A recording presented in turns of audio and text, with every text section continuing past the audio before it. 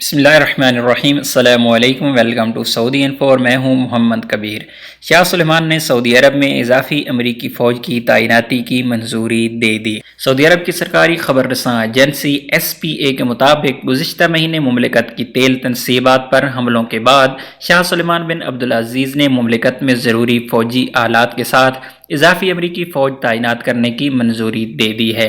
وزارت دفاع کے ذرائع کے حوالے سے سعودی خبر رساں ایجنسی نے بتایا کہ اضافی امریکی فوجی آلات کی تعیناتی اور ترسیلات دراصل خطے کی سالمیت برقرار رکھنے کے لیے الریاض اور واشنگٹن کے مشترکہ کوششوں کا حصہ ہے۔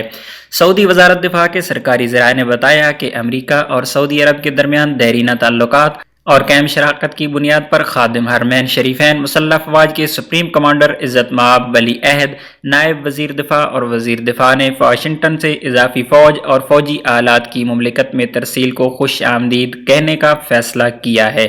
بیان میں مزید کہا گیا ہے کہ یہ دفاعی اقدام خطے کی سالمیت، استحکام اور عالمی معیشت کو درپیش خطرات کا مقابلہ کرنے کے لیے مملکت اور امریکہ کے درمیان مشترکہ لاہ عمل کے تناظر میں کیا جا رہا ہے۔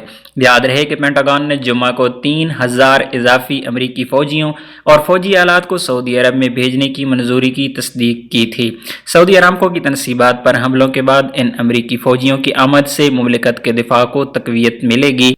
پینٹاگن کے بیان کے مطابق وزیر دفاع مارک ایسپر نے سعودی عرب میں 2 مزید پیٹریاٹ میزائل بیٹریز، ایک تھارڈ بیلسٹک میزائل دفاعی نظام کی تنصیب، 2 لڑاکا اسکواڈرن اور فضائیہ کے ایک ونگ کو بھیجنے کی منظوری دی تھی۔